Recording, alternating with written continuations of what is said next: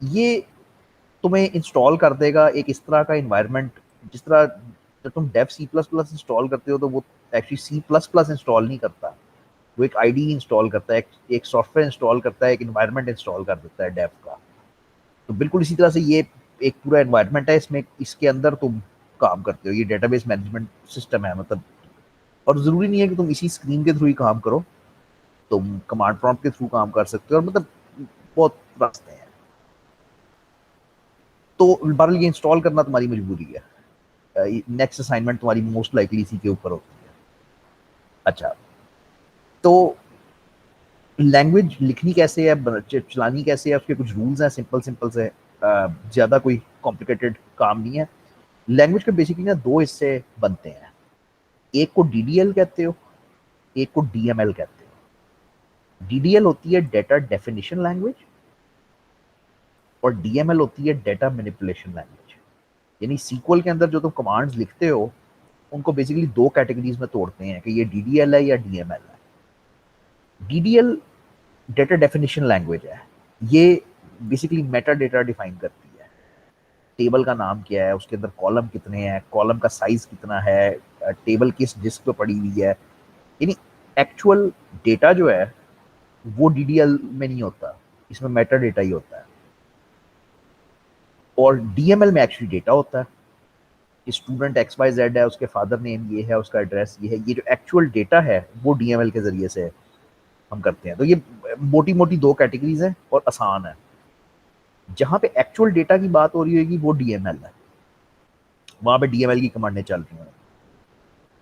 और जहां पे डेटा के स्ट्रक्चर की उसकी हाँ मतलब मेटा डेटा यही कह सकता हूँ, मेटा डेटा की बात हो रही है कि वो डीडीएल है, डेटा डेफिनेशन लैंग्वेज वाला हिस्सा है। अच्छा, अब कुछ रूल्स हैं, बड़े बड़े ही सिंपल है, मैं इन पे बात नहीं करूंगा। कि रिजर्व वर्ड्स जो होते हैं, मतलब जो सीक्वल लिखते हो बेसिकली वो कैपिटल लेटर्स में लिखते हो। यानी जो सीक्वल की कमांड्स है ना, जो सीक्वल के रिजर्व वर्ड्स हैं, फॉर एग्जांपल सेलेक्ट, इंसर्ट, ये सब कैपिटल लेटर्स में लिखते हो। नहीं लिखते तो कोई फर्क नहीं पड़ता, लेकिन बहरहाल प्रेफर्ड वे ये है कि कैपिटल में लिखना। और जो यूजर डिफाइंड आइडेंटिफायर्स हैं, जो वेरिएबल्स हैं, टेबल्स के नाम हैं, इस तरह की चीजें हैं, वो लोअर केस में आती हैं। अगेन नहीं लिखते तो कोई फर्क नहीं पड़ता, कमांड फिर भी चल जाती है। आइडेंटिफायर शुड बी वैलिड, उसके जिस तरह प्रोग्रामिंग में रूल्स होते हैं ना कि वो अल्फाबेट से स्टार्ट हो सकती है, उस पर स्पेस नहीं आ सकती, मैक्सिमम लेंथ 256 है, ये वही चीज़ें हैं। हाँ, ये बातें आपके लिए ज़रा इंपॉर्टेंट है किताब पढ़ने के लिए। स्क्वायर ब्रैकेट्स का मतलब ऑप्शनल होता है, ये किताब पढ़ने में आपको बड़ी मदद करेगी कि जहाँ पे आपको स्क्वायर ब्रैकेट, ये जैसे ये लिखा हुआ है ना, ये देखो, तो अब इसमें लिखा हुआ है सेलेक्ट और आगे ये स्क्वायर ब्रैकेट में लिखा हुआ है ऑल या डिस्टिंक्ट। अब ये जो स्क्वायर ब्रैकेट में चीज़ें लिखी होती हैं ये ऑप्शनल है, यानी लिखनी है तो लिखो, नहीं लिखनी ना लिखो, यही इसका मतलब होता है इनफैक्ट। कर्ली ब्रेसेस में जो चीज़ें होती हैं वो लाजमी है, कर्ली ब्रेसेस में जो कर्ली ब्रेसेस के अंदर जो चीज़ें आती हैं वो लाजमी है कि वो लिखनी लिखनी है। ये जो बार का निशान है पाइप का, दिस मीन्स चॉइस, और इसका मतलब है कि बहुत सारे आइटम्स हैं, n items separated by comma. Select square bracket में ऑल, या ये और है ना, इसका मतलब चॉइस होता है, तो ऑल और डिस्टिंक्ट, यानी तुम ऑल भी लिख सकते हो, डिस्टिंक्ट भी लिख सकते हो, और अगर दिल करता है तो ना लिखो, ऑप्शनल है, कोई बात नहीं। लेकिन सिलेक्ट के बाद ये हिस्सा ऑप्शनल नहीं है, ये आना ही आना है। तो इसमें या तो तुम स्टार लगाओगे या सिलेक्ट की लिस्ट दोगे। फिर फ्रॉम है और उसके बाद भी ये ऑप्शनल नहीं है, ये आना ही आना है, यहाँ पे टेबल आएगा, व्यू आएगा, एनीथिंग लाइक दैट। तो अब तुम जब किताब पढ़ोगे ना तो तुम्हें ये सिंटेक्सेस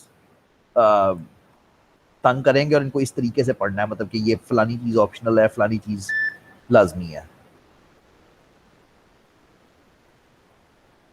सीखना क्या है बेसिकली, सीखना हमने सिंटेक्सेस ही है ना, कि मतलब वो कमांड लिखते किस तरह है और काम करते किस तरह है। तो ये एक उसने एग्जांपल बना के दिखाया है कि सिलेक्ट स्टार फ्रॉम एसटीडी, कि मतलब सिलेक्ट का वर्ड आया, फिर ये ऑप्शनल था उसने छोड़ दिया, यहाँ से उसने स्टार उठाया, और फिर फ्रॉम के बाद टेबल जौन सा भी आता है। किसी भी लैंग्वेज में डेटा टाइप्स होंगी, जहरी बात है इसमें भी डेटा टाइप्स हैं। अगेन इसको मैं वर्ड टू वर्ड नहीं कर सकता, पढ़ लेना, याद कर लेना। बेसिकली प्रोग्रामिंग की तरह ही है। तो ये पहले तीन तो सी प्लस प्लस में भी होते हैं ना, इंट होता है, शॉर्ट होता है और लॉन्ग होता है। उसके अंदर नाम शॉर्ट और लॉन्ग है। अब इसके अंदर नाम big int, int, small int और टाइनी इंट, ये चार पैरामीटर्स हैं। फर्क बिल्कुल वही है जो उसमें होता था, किसी भी प्रोग्रामिंग लैंग्वेज में होगा, कि टाइनी इंट में सिर्फ तुम छोटा सा नंबर स्टोर कर सकते हो, स्मॉल इंट में थोड़ा बड़ा नंबर स्टोर कर सकते हो, इंट में एग्जैक्टली वही कर सकते हो जो सी प्लस प्लस वाला इंट है, -2 की पावर 31 से +2 की पावर 31 तक।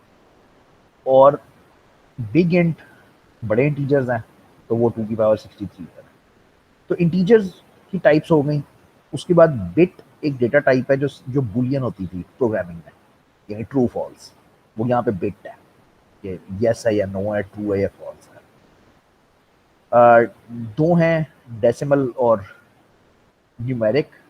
मुझे इनका फर्क नहीं पता बिल्कुल। Decimal fix precision scale, numeric data from, एक ही है, लिखा भी यही हुआ है कि equivalent to decimal.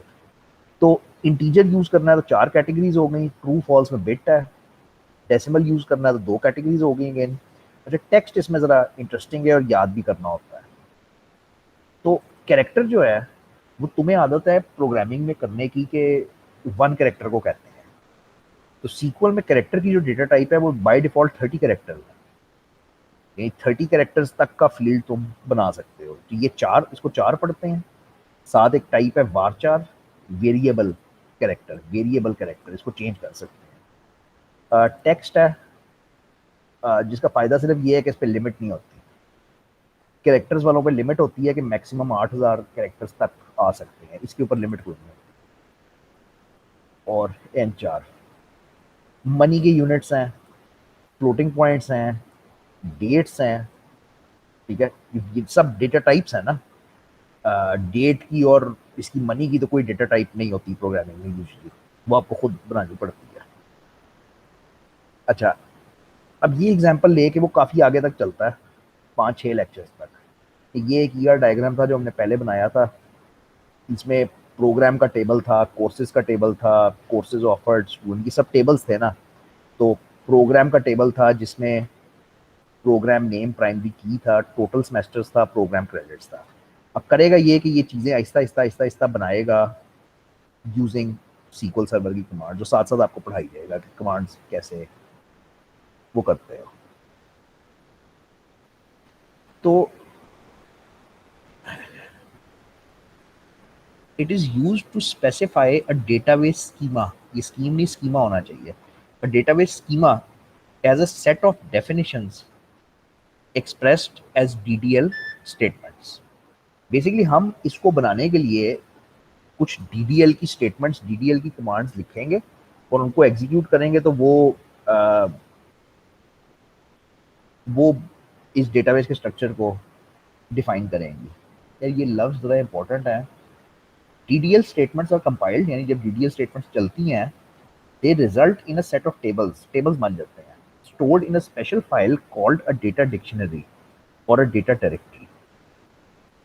Data dictionary जो होती है किसी भी डेटाबेस की, उसके अंदर एक्चुअल डेटा नहीं होता, उसके अंदर सिर्फ स्ट्रक्चर पड़ा होता है, स्कीमा पड़ा होता है टेबल्स का, कि फलानी टेबल है, उसका फलाना नाम है, उसके अंदर इतने कॉलम्स हैं, उसका इतना साइज है, वो इस जगह पे पड़ी है। ये तमाम मेटा इंफॉर्मेशन एक डेटा डिक्शनरी के अंदर पड़ी होती है। तो डीडीएल का डायरेक्ट ताल्लुक डेटा डिक्शनरी से ही है, बस इसी हद तक रहती है, इसका एक्चुअल डेटा से कोई लेना देना नहीं है। ऑन द अदर हैंड जो डेटा मैनिपुलेशन लैंग्वेज आएगी, वहां पे एक्चुअल आप डेटा के ऊपर काम करोगे, उसको आप मतलब वो करोगे, रीड राइट, ये जो भी करते हो। तो बस इसने यहीं पे छोड़ दिया, एक सेकंड ठहरना, और वहीं पे छोड़ दिया। अच्छा ठहरो, करते हैं। This this is better, this is much better. ये डीडीएल की डेफिनेशन है। ठीक है, it deals with the schema of each table. तो डीडीएल में डेफिनेशन होती है, स्कीमा होता है हर रिलेशन का या हर टेबल का, कि भाई हर टेबल में कितने कॉलम्स हैं, हर कॉलम का क्या मतलब है, so on. The domain associated with each attribute. Very important. अगर तुम एज का कॉलम बना रहे हो तो एज के कॉलम को तुम डिफाइन करोगे ना कि यार ये 0 से 100 तक हो सकता है सिर्फ, इसमें 0 से छोटी वैल्यू कोई एंटर नहीं कर सकता, 100 से बड़ी वैल्यू कोई एंटर नहीं कर सकता। तो ये जो तुम कंडीशन लगाओगे, कंस्ट्रेंट लगाओगे, लिमिट लगाओगे, ये सब डीडीएल की मदद से होएगा। इंटेग्रिटी कंस्ट्रेंट्स तुम्हें याद होएंगी, वो होता था कि क्या नल वैल्यू आ सकती है, नहीं आ सकती, सो ऑन। इंडेक्सेस पता नहीं हमने अभी पढ़ा है या नहीं, लेकिन आगे जाके डेफिनेटली पढ़ना है। Very important, security and authorization information, which means कि हर टेबल को एक्सेस कौन कर सकता है। फॉर एग्जाम्पल तुम्हारी डेटाबेस में 100 टेबल्स हैं, तो इसमें सिक्योरिटी यही होती है कि किसी टेबल को कोई यूजर एक्सेस कर सकता है, किसी को कोई नहीं कर सकता। तो ये सिक्योरिटी है कि एंड ऑथराइजेशन कि कौन सी टेबल को कौन सा बंदा एक्सेस कर सकता है, राइट्स किसके पास है, और इवेंचुअली आखिरी बात कि डिस्क के ऊपर वो कैसे स्टोर होता है। तो डीडीएल शुरू कहाँ से होएगी? क्रिएट की कमांड से, बेसिकली डेटाबेस क्रिएट करना है। ठीक है,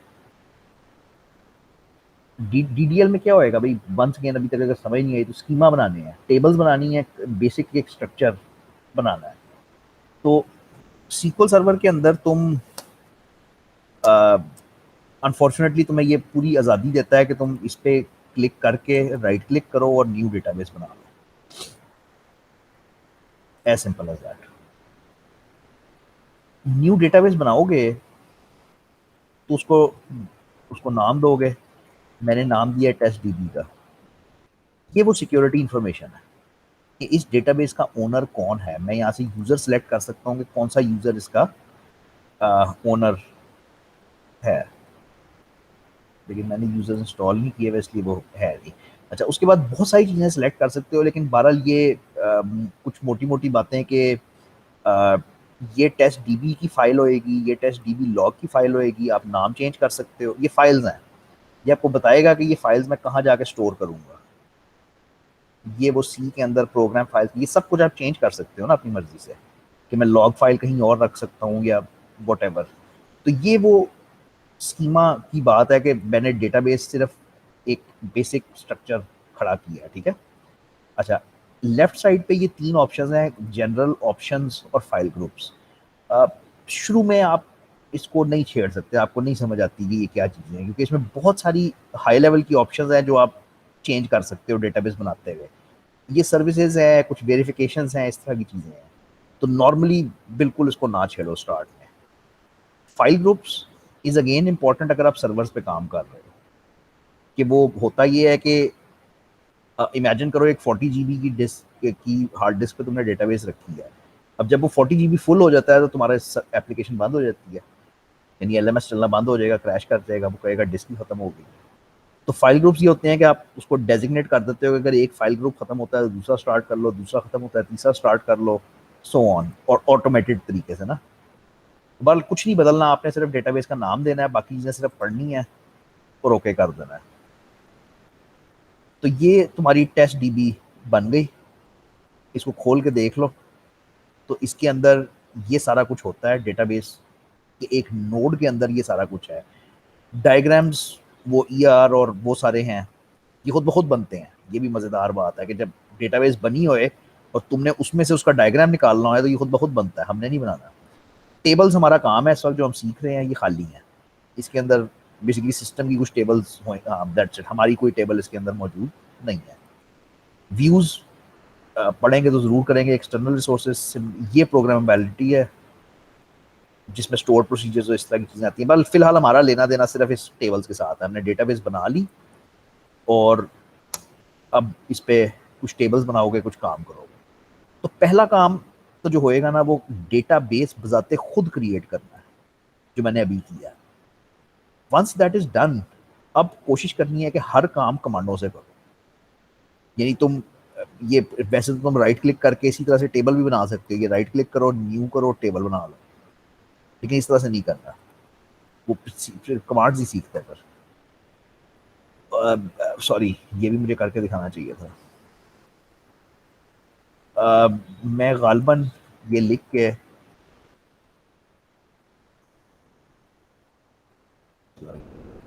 हाँ,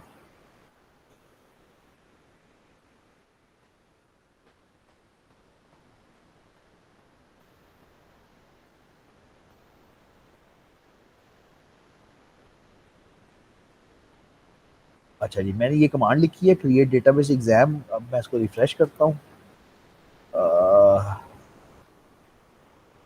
तो मेरे पास ये एग्जाम की डेटाबेस आ गई। क्या सीखा आपने?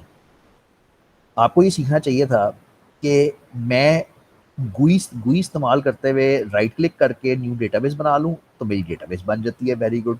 या मैं कमांड लिख दूँ create database exam, create database CS403 plus, ठीक है।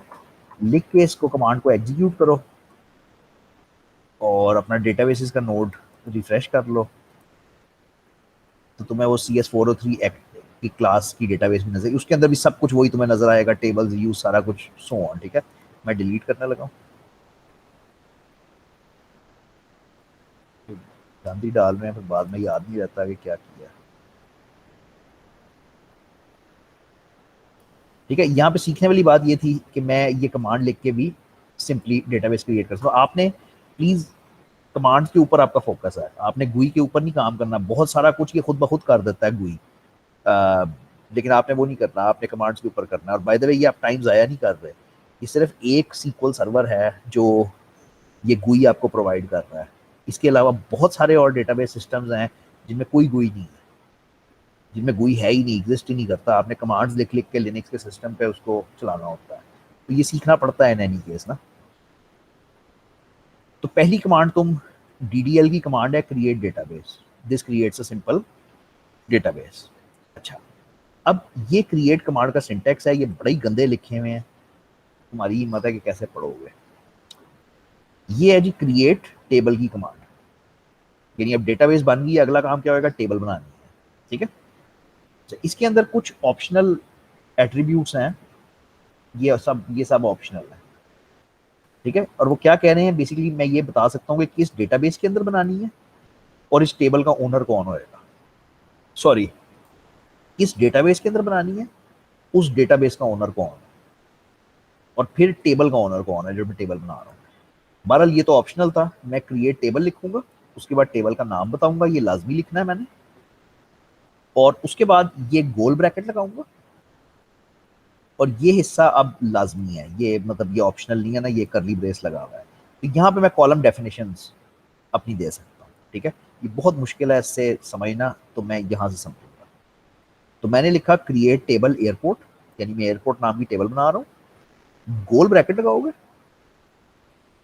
और गोल ब्रैकेट जहाँ पे एंड होएंगे, कितने है ये, जहाँ पे एंड होएंगे वो ये सारा मटेरियल उसके अंदर आ रहा है। मैं तुम्हें लिख के दिखाता हूँ, ज्यादा इजी है।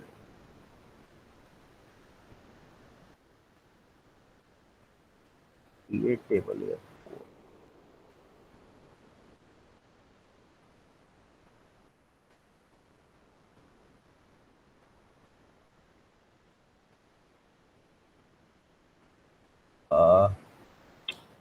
डिलीट कर दिया।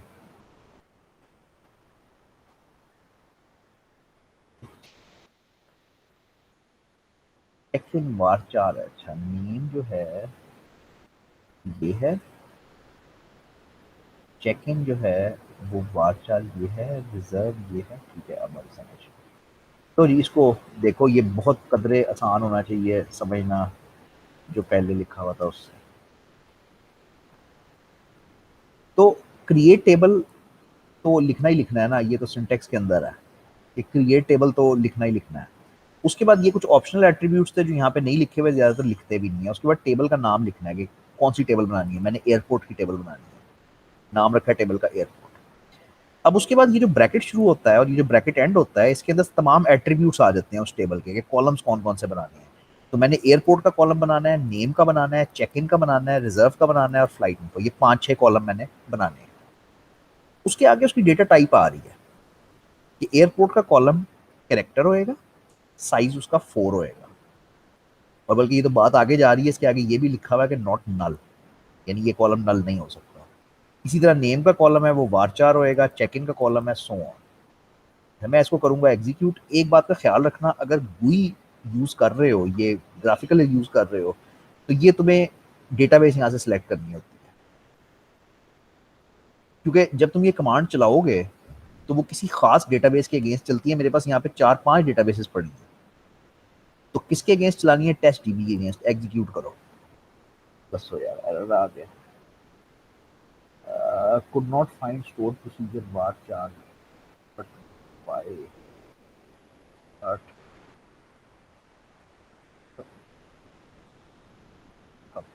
आई थिंक मसला ये है। हाँ, वो ना उसने ये नेम इस्तेमाल किया हुआ था। नेम बजाते खुद जो है ना वो है एक कीवर्ड है, तो वो कीवर्ड के ऊपर सिंटेक्स टूट रहा था मेरा। अच्छा खैर, ये मेरा टेबल बन गया एयरपोर्ट का। अब इसको चेक करते हैं। तो मैं अपनी टेस्ट डीबी में आता हूँ। टेस्ट डीबी में मैं टेबल्स पे आता हूँ। तो टेबल्स पे ये एयरपोर्ट नाम का टेबल बन गया है जो मैंने अभी कमांड से बनाया है। इसको राइट क्लिक करो, डिज़ाइन पे जाओ, तो यहाँ पे तुम्हें उसके तमाम कॉलम्स नज़र आ जाएंगे। ये एयरपोर्ट का कॉलम बन गया, कैरेक्टर है 4 का, फिर एन नेम बन गया, वारचार है। यानी जो मैंने कमांड में जिस तरह से लिखा था ना, वो सारे कॉलम्स मेरे यहाँ पे बन गए। ओके अभी तक।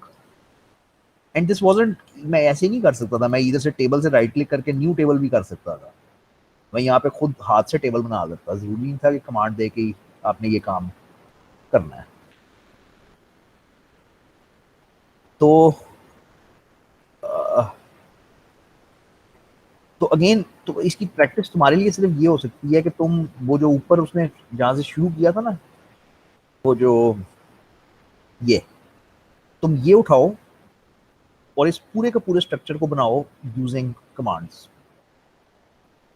मतलब तुम्हें ये प्रोग्राम का टेबल देखा, तुम्हें पता लग गया क्रिएट टेबल प्रोग्राम लिखना है, फिर आगे एट्रीब्यूट्स ये लिखने हैं, फिर अपनी मर्जी से कर लो ना जो जो तुमने उसका डेटा टाइप्स रखनी है, और ये पूरे का पूरा स्ट्रक्चर बनाओ। ये आसान नहीं है। मतलब तुम फंसोगे इसमें कई चीज़ों में ना। अच्छा अच्छा, अब हाँ, ये इस पे बात ज़रूर होनी चाहिए। ये ज़रा इसके ऊपर आते हैं, ज़रा कॉलम डेफिनेशंस के ऊपर, ठीक है, ये इस हिस्से के ऊपर। तो कॉलम डेफिनेशंस इस तरह से चलती हैं कि हम कॉलम का नाम बताते हैं और उसकी डेटा टाइप बता रहे हैं हम। ये जो तुम देखोगे जिस तरह से हमने किया है कि एयरपोर्ट नाम का कॉलम है और ये उसकी डेटा टाइप है। अच्छा, इसके आगे हम बहुत सारा कुछ लिख सकते हैं। इसने लिखा है नॉट नल। इसने सिर्फ लिखा है नॉट नल। इसका मतलब है कि ये कॉलम नल नहीं हो सकता। लेकिन यहाँ पे हम बहुत सारी कॉन्स्ट्रेंट्स लिख सकते हैं। इनको कॉन्स्ट्रेंट्स कहते हैं, ठीक है। इन कॉन्स्ट्रेंट्स पे अब वो बात करेगा। तो ये कॉन्स्ट्रेंट्स अब क्या क्या हो सकती हैं? जैसे नॉट नल उसने इस्तेमाल किया है, ये बहुत सारा कुछ यहाँ पे आ सकता है। ये सारा कुछ आ सकता है। नल आ सकता है, नॉट नल आ सकता है, प्राइमरी की आ सकता है, यूनिक आ सकता है, फॉरेन की। लेकिन अगर फॉरेन की है तो फिर रेफरेंसेस कुछ होएगा। अब ये आपको बिल्कुल नहीं पता। ये कैस्केडिंग ऑप्शंस होती हैं, जिसका मतलब ये है कि अगर फलानी चीज़ अपडेट होती है तो और क्या क्या डेटाबेस में अपडेट करना है, इसको कैस्केडिंग कहते हो ना। तो ये सारी वो कंस्ट्रेंट्स हैं जो आ सकती हैं, पॉसिबली आ सकती हैं। सर एक ठीक है मिनट, ये ऊपर इन्होंने ब्रैकेट्स भी लगाई हुई हैं, स्क्वायर और कर्ली ब्रैकेट्स भी लगाई कोई हुई एक हैं, एग्जांपल पकड़ो। जैसे नल, ये नॉट नल, नल वाली। हाँ, ये करली, ये बहुत बहुत ही गंदा लिखा हुआ है। ये करली ब्रेस स्टार्ट होता है, ठीक है। अब इसका हिसाब लगाओ जाके ये खत्म किधर होता है। ये मेरा ख्याल है यहाँ पे खत्म एंड होता पे है, खत्म। ठीक है। ये प्रॉब्लम है। उसके दरमियान में कई ऑप्शनल चीजें आएंगी, कई मैंडेटरी चीजें आएंगी। तो बल ये हिस्सा लाजमी लिखना है, लेकिन उस हिस्से के अंदर ये वाला हिस्सा ऑप्शनल है। फिर ये प्राइमरी की अगेन और ऑप्शनल, यूनिक में, अगेन ऑप्शनल है। ये देखो, लेकिन कर्ली ब्रैकेट में भी है। आ, हाँ, ये क्या चक्कर है? अच्छा, पर इसके अंदर कर्ली ब्रैकेट है, ये क्या चक्कर है? अब अगेन मैं ज्यादा वरी नहीं करूंगा क्योंकि मेरे पास ये लगा हुआ है बाहर। तो दिस मेक्स इट ऑप्शनल। और आई गेस अगर ये लिख रहे हो तो फिर यहाँ ये नहीं लगाना चाहिए ना। कंफ्यूज करता है बहुत ज्यादा। बात ये है कि वो कहना ये चाह रहा है कि अगर इस हिस्से में कुछ लिखते हो तो फिर सिर्फ 2 लफ्ज आ सकते हैं, या प्राइमरी की या यूनिक। लेकिन ये very strange way of writing ना, कि ये नहीं लिखना चाहिए वाकई। ये वाले नहीं लगाने चाहिए। ये बहुत जगहों पे ये मसला आएगा इस किताब में कि सिंटेक्स बहुत पुअर लिखा हुआ है, बहुत ही पुअर लिखा हुआ है। लेकिन याद नहीं करना, आपने इसको रेफर करना है बार बार ना। कि जब आप कमांड लिखोगे तो देखोगे कि वो ठीक है। आपका बेसिकली सब मकसद ये होना चाहिए कि वो जो ऊपर मैंने टेबल्स आपको दिखाए हैं ना एग्जाम डेटाबेस के, अगर आप वो खुद क्रिएट कर सकते हो ना, यूर ओके। आपने खुद कमांड्स लिख लिख के वो क्रिएट करनी है। तो अगेन मैं ये भी चलाता हूँ तो कोई खास बात नहीं, ये प्रोग्राम का टेबल क्रिएट कर देगा। ठीक है, जाके अपनी टेबल्स रिफ्रेश कर लो।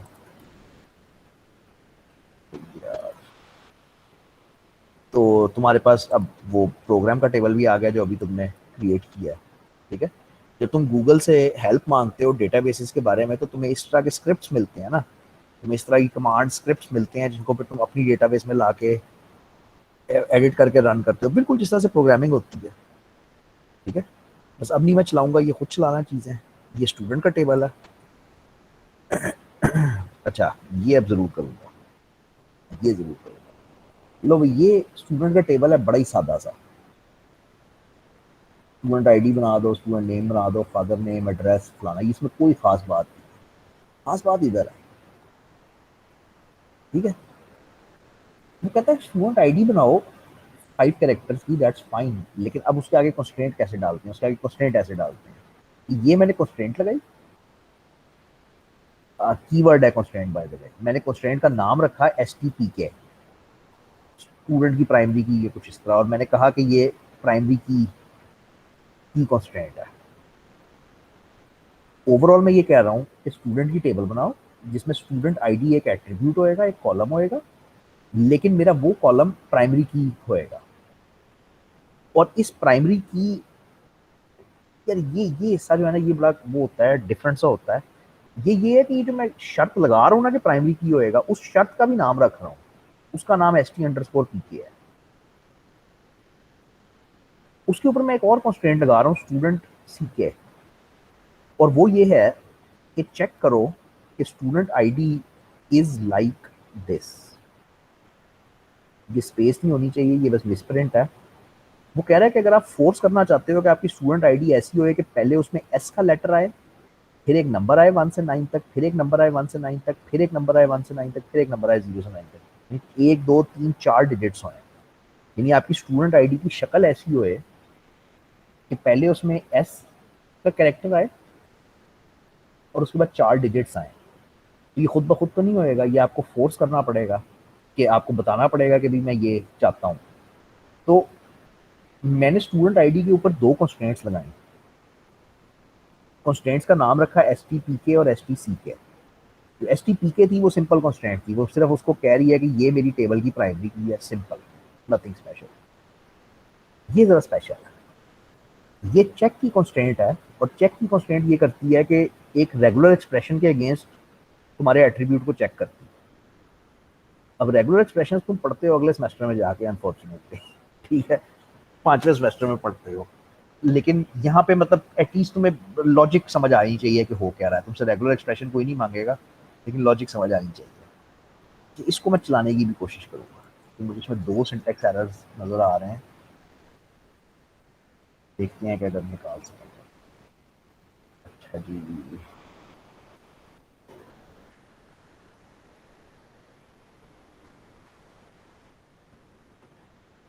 क्रिएट टेबल स्टूडेंट, पहला एट्रीब्यूट स्टूडेंट आईडी है, उसके ऊपर 2 कंस्ट्रेंट्स हैं, बाद जो भी कंस्ट्रेंट चल रही है, पता नहीं, ये स्टूडेंट नेम आ गया, पहला तो सिंटेक्स एरर नहीं है। अच्छा नहीं है, ठीक है, ये नॉट नल हो गया, ये हो गया, ये स्टूडेंट एड्रेस आ गया, ये स्टूडेंट फोन आ गया, इनमें कोई कहीं पे किसी किस्म का कोई इशू नहीं है, नहीं आएगा।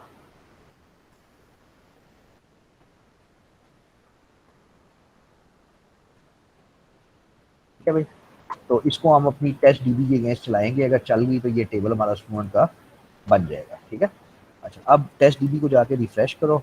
अब वो चीज़ें जो मैं दिखाना चाहता हूँ, ये मेरा स्टूडेंट का टेबल बन गया।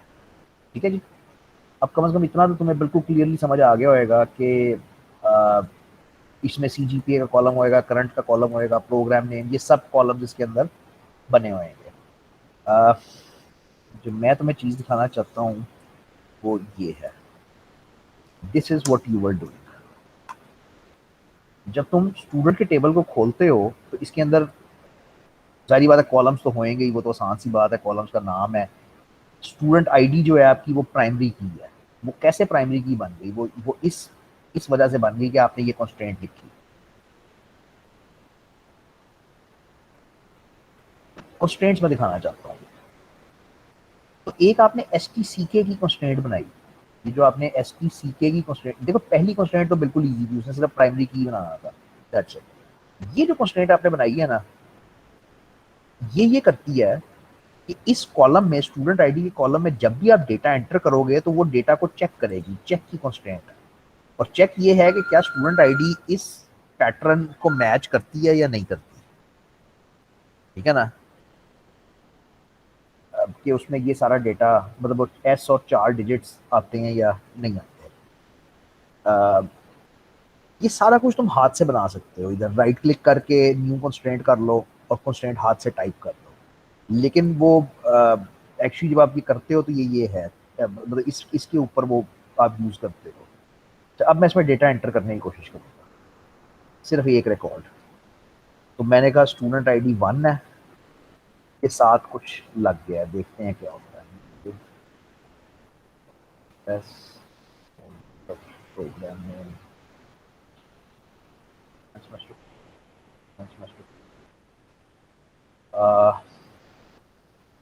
आगे नहीं छोड़ा इसका। ठीक है जी। आ, ये अब जरा आप, मतलब मुश्किल है आपके लिए पहली दफा, लेकिन जरा पढ़ो और थोड़ा हिसाब लगाओ। मैंने हाथ से डेटा एंटर करने की कोशिश की है। वैसे तो हाथ से कोशिश करनी भी नहीं चाहिए, क्वेरी से करना चाहिए, लेकिन बहरहाल वो नहीं हुआ, एंटर नहीं हुआ। एरर क्या है? The insert statement conflicted with the check constraint STCK। The conflict occurred in database test DB। Table का नाम स्टूडेंट था, कॉलम का नाम स्टूडेंट आईडी था। वो आपको कह रहा है कि मैं ये इसलिए इंसर्ट नहीं कर सका कि डेटाबेस के ऊपर कोई चेक लगा हुआ है, कोई कंस्ट्रेंट लगी हुई है STCK नाम की, उसको जाके चेक करो वो क्या है। उसने डेटाबेस का नाम बता दिया, टेबल का नाम बता दिया, कॉलम का नाम बता दिया। अब मुझे तो पता है कि क्या है, तो मुझे चेक करने की जरूरत नहीं। मुझे ये पता है कि मैंने इस तरह की शर्त लगाई थी, पहले स्टूडेंट आईडी में एस आएगा और फिर 4 डिजिट्स आएंगे। अगर मैं इस शक्ल पे लिखूंगा स्टूडेंट आईडी तो डेटा एंटर होएगा, वरना नहीं। द कॉन्फ्लिक्ट अकर्ड इन, अच्छा अभी भी एरर है। अब मुझे नहीं पता अब मुझे नहीं पता कि क्या है, तो मैं एक दफा फिर चेक कर लूँ जरा कि क्या है। तो क्या थी? एस थी और आगे यही था। ठीक है आपको। और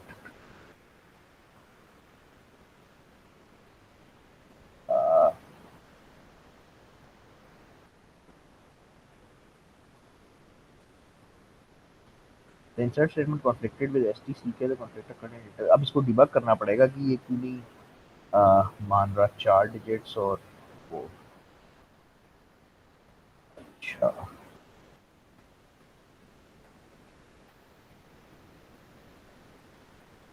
अच्छा अब ये STCK की कंस्ट्रेंट, ये कंस्ट्रेंट की डेफिनेशन है ना जो आपने वो कमांड में लिख के दी है। अच्छा, check existing data on tree, enforce for inserts and updates, yes, enforce yes.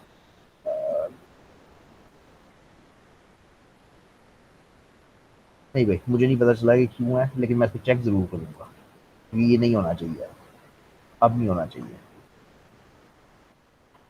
तो ये थोड़ा सा कॉन्सेप्ट बना है कि ये जो जो एक एक चीज तुम कमांड में लिखते हो उसके पीछे बड़ी लंबी कहानी इन्वॉल्व होती है और उसके सारे एक्शंस इन्वॉल्व होते हैं। इस किताब को पढ़ने का ये तरीका है कि तुम कमांड्स देखोगे, सिर्फ चलाना बहुत नहीं है, चल तो जाएंगी, चला के उसमें से एक एक उसका हिस्सा जो है उसको जाके गुई में ढूंढो कि ये प्राइमरी की कहाँ बनी है, ये कंस्ट्रेंट कहाँ लगी है, ये क्या कर रही है। जैसे अब ये कंस्ट्रेंट इस वक्त अजीब सी चल रही है, इसको मुझे चेक करना पड़ेगा। और बस यहीं पे हम रुकेंगे। ये मैं करता हूँ चेक, डोंट वरी। यहीं से अब नेक्स्ट टाइम स्टार्ट करूंगा। अब DML स्टार्ट होएगी वैसे। अच्छा, DDL में कुछ नहीं है, DDL में बस 2 क्रिएट की स्टेटमेंट्स हैं। DML में 5 लेक्चर्स हैं।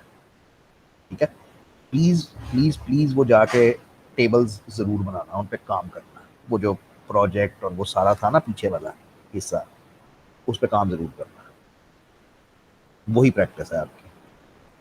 Okay sir. चलो ब्रेक के बाद